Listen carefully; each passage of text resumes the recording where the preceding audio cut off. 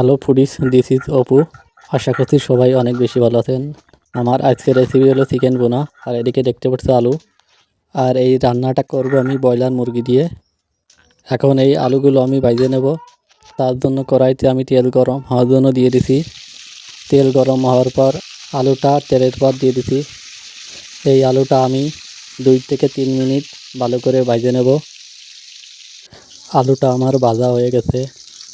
এবার এই কড়াইতেই বাকি রান্নাটা করব। আর এই পাশে দেখতে পাচ্ছ হাঁড়িতে ভাত রান্না হচ্ছে। এবার কড়াইতে দিয়ে দিলাম জিরে, এলাচ, লবঙ্গ। এবার দিলাম তেজপাতা। এবার দিলাম 2 টুকরা দারচিনি। এবার দিলাম কিছু পেঁয়াজ কুচি।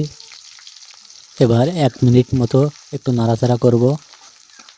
কিছুক্ষণ ভাজার পরে এই মশলা থেকে সুন্দর একটা অ্যারোমা বের হবে। এবার এর সাথে অ্যাড করব পরিমাণ মতো লবণ। এরপর দিলাম হলুদ।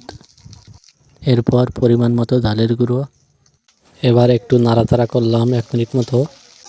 এবার আমি দিয়ে দেবো পেঁয়াজ, রসুন, আদা বাটা।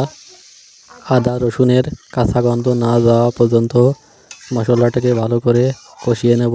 মশলাটা যদি কোনো রকম পুড়িয়ে যায় তাহলে কিন্তু মাংসই কোনো স্বাদ থাকবে না। তার জন্য আমি হালকা জল দিয়ে নাড়াচাড়া করছি।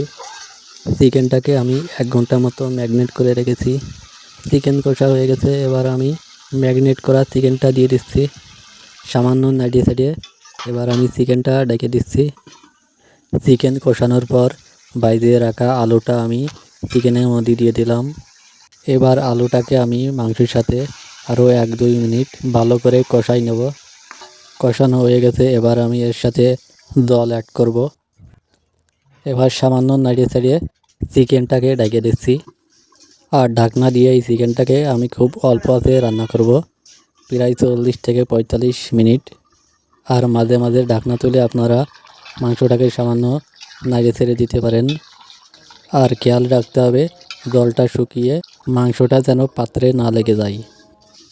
ব্যাস, আমার চিকেন রান্না কিন্তু ডান। এবার চিকেনটা আমি একটা পাত্রে ঢালে নেব। আমার এই চিকেন বোনাই খুব অল্প পরিমাণ মশলা অ্যাড করা হয়েছে, যার কারণে একটু সাদা সাদা লাগছে।